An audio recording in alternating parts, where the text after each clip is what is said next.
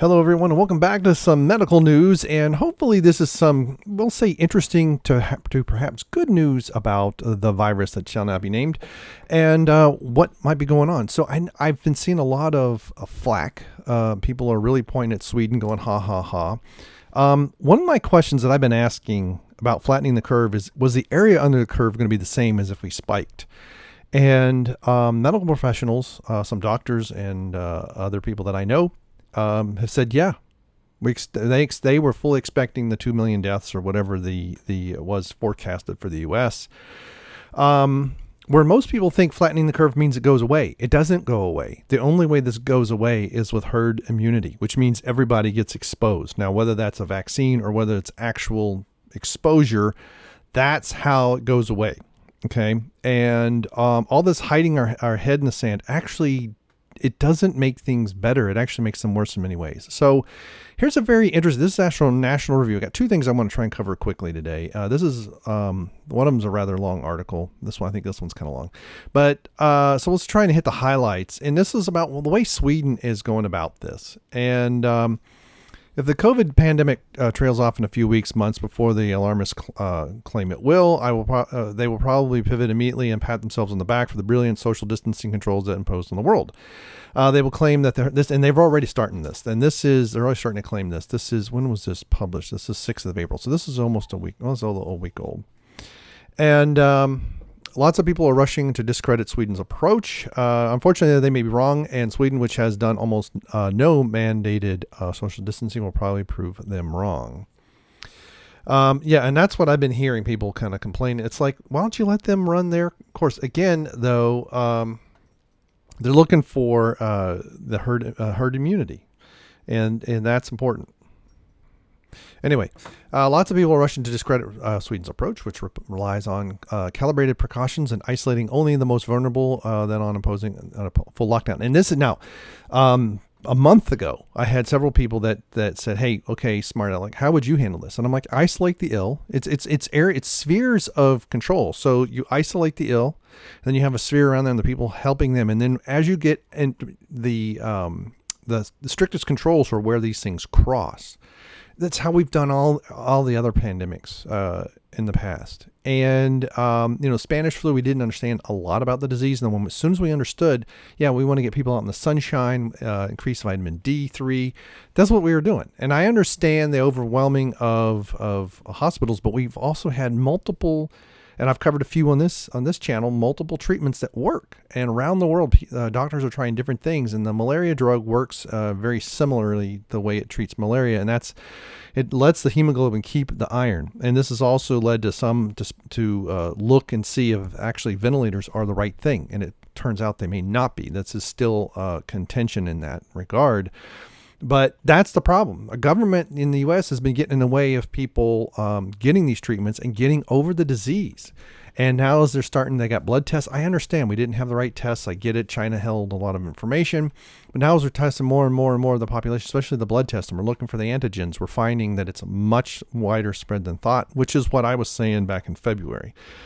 So while gatherings are more, okay, so they're not fully locked down, but they're not crazy either, right? So gatherings of more than 50 people prohibited. Schools and colleges are done. The borders are still open. Now that one they may want a little bit more control there, as well as preschools, grade schools, bars, restaurants, parks, and shops. And I think this is good because we see that a lot of the, many of the people that are dying in this are the older, as opposed to in the past, quite often the pandemics did the young and the old. President Trump has no use for Sweden's nuanced approach. Last Wednesday, he smeared it in a spectacular fashion by saying he'd heard about Sweden, gave it a shot, and they saw things that were really frightening, and they wanted immediately to shutting down the country. He and the public experts who told him this was wrong on both counts, and would do better to question their approach. Johan Giesecke, Sweden's former chief epidemiologist, and the dogs are driving me crazy, and now advisor to Swedish health advisor, says that other nations have taken political unconsidered. Yeah. And this is something that people who have been trying to roast me as Facebook, Twitter, wherever, I'm like, look, medical emergencies do not have political solutions. They have medical solutions, and what we're getting is a political solution, and it's becoming more and more political as we continue, and it's getting crazy. And someone who likes to, I'm not really in the middle. I'm like way in the corner of I want like 4 people in government and that's it. I'm like ultra libertarian and to a fault sometimes. In the rush to lock down nations and as a result crater their economies, and that is still a question that's still out there. Is are we going to end up in a global depression, or we're going to have to borrow so much money that the depression won't be for another 10 years, or a future generation will just get saddled? I think we're going to end up in a war, then all those debts are just going to disappear. No one addressed this simple yet question: how do we know social isolation controls actually work? We don't. And again, we don't because we don't know the state of everybody. Not everybody got the blood test first. And even if they do work for some infectious epidemics, do they work for COVID-19? And that's still up in the air. And I've seen studies that show how it disperses in the air, and I've also seen studies that say that's just a load of crock. Part of it is they find the RNA remnants, but that doesn't necessarily mean that it's an active virus that still gets out there. And even when they work for this novel coronavirus, do they have to be implemented by a certain point in the epidemic, or are they locking down the barn door after the horses are gone? And I think that is I think there's like a couple horses still in there. I think we're in between. And we can't do this every time.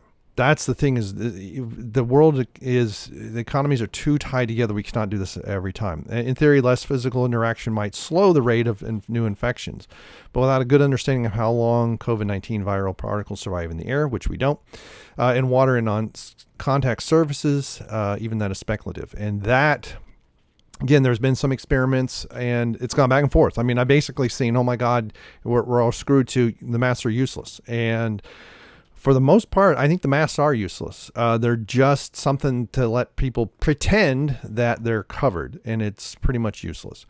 It's possible that the fastest, safest way to flatten the curve is to allow young people to mix normally while requiring only the frail and sick. Yes, and I agree with that. And I think a lot of it's due to not knowing. Now that we know that every time I see a new study, the death rate drops. And now there are studies that have it down to 0.1%, which is the same as the regular flu. Germany did one, I think it was 0.65, just released last week. This is in fact the first time we have quarantined healthy people rather than quarantine the sick and vulnerable. As Frederick Eriksson, the director of European Center for International a theory of lockdown, after all, is pretty niche, deeply illiberal. Yep. And until now untested. It's not Sweden that's conducting mass experiments, everyone else. That is correct. I think Sweden is responding the sensible way. And in particular, I mean, I get it, when we had less information, it's a lot, this is a little bit armchair quarterbacking and 2020 hindsight. Now we have more information. We can, and it's like, okay, let's end the lockdown. Let's get the people who need treatment, get them the correct medication. Let's not use treatments that do not work.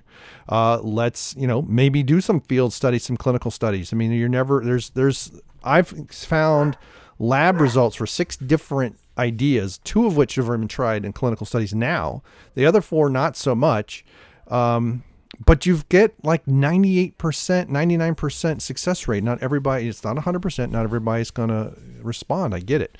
We pose these simple questions to many highly trained infectious disease doctors, epidemiologists, mathematicians. Turns out, while you need proof beyond a reasonable doubt to convict a person of theft and throw them in jail, you don't need any actual evidence, much less proof, to put millions of people into a highly invasive and burdensome lockdown with no end in sight. Yep. When we asked what evidence is available to support, and if you want to read the whole article, because this thing is pretty long, I'll link to it below. Support the quality, the utility of utility of quarantine, social isolation. Acting point to Diamond Princess cruise ship, 700 COVID passengers and 8 deaths, but the ship is an artificial engineered, densely packed container of humans. Yep. That little resemblance to, yeah, I mean, okay, if you go on a cruise, yes. If you're in let's say you go to a concert, yes. Okay. Like baseball, for instance. Baseball's rarely packed. And I've been to multiple baseball games, and there's probably a third or more is empty. Okay. And I'm talking, decent teams. I mean, the Reds kind of suck, but when they play decent teams, and I get it, when you get into the playoffs, it's a bit different. And then when you're in the World Series, it probably sold out. I get it. The other major evidence academics often cite is the course run by the 2009. Okay, so this is the 1918 swine flu, which swept the globe 102 years ago and was not a coronavirus. Philadelphia did not practice social distancing. Yeah, then they had it twice. And I remember there's the history guy on YouTube's got a pretty good thing about this, where it started to wind down and then they had a celebration parade and then it went up. But St. Louis did and had a death rate lower than Philly's. But again, part of that too is not everybody was tested. And the death rate for the swine flu was horrendous. And I think a lot of it had to do with the war.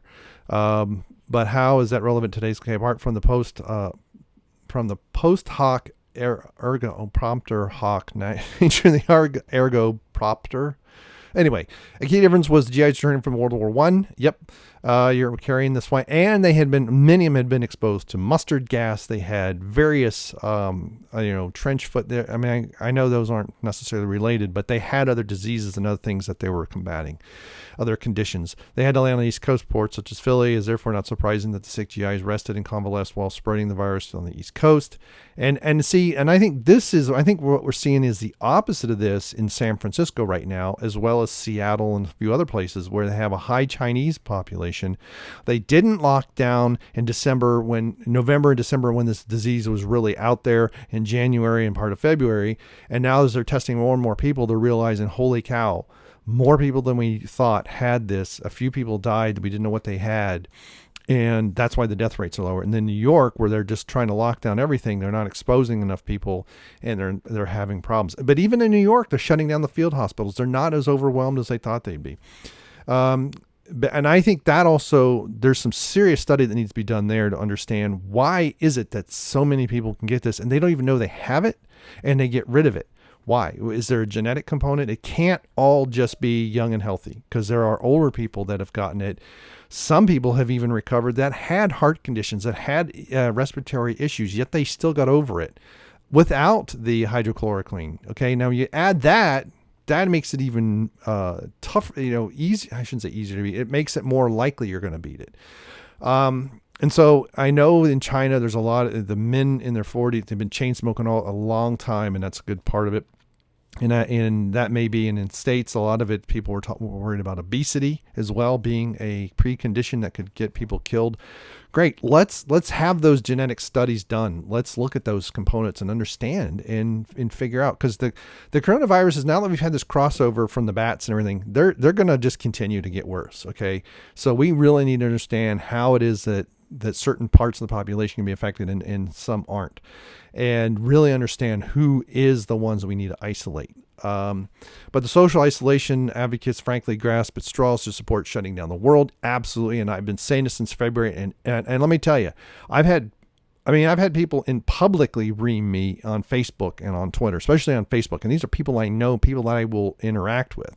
I've had several of them send me direct messages and emails of basically concerned about my lack of belief, when I was like, I don't see it as that bad. It sucks when people die. I get it. Okay. And now more and more evidence has come forth. I really expect an apology from these people, because if they're going to be honest, because we're not seeing that. But if we don't understand these viruses now, when they mutate in 5-10 years, when they're even worse, we're really screwed. The strategy in Sweden is to focus on social distancing among the known risks. Absolutely. Try to use evidence-based measurements. Absolutely. We try to adjust everyday life. The Swedish plan is to implement measurements that can practice for a long time. And now, at first, you're going to see a really high death rate.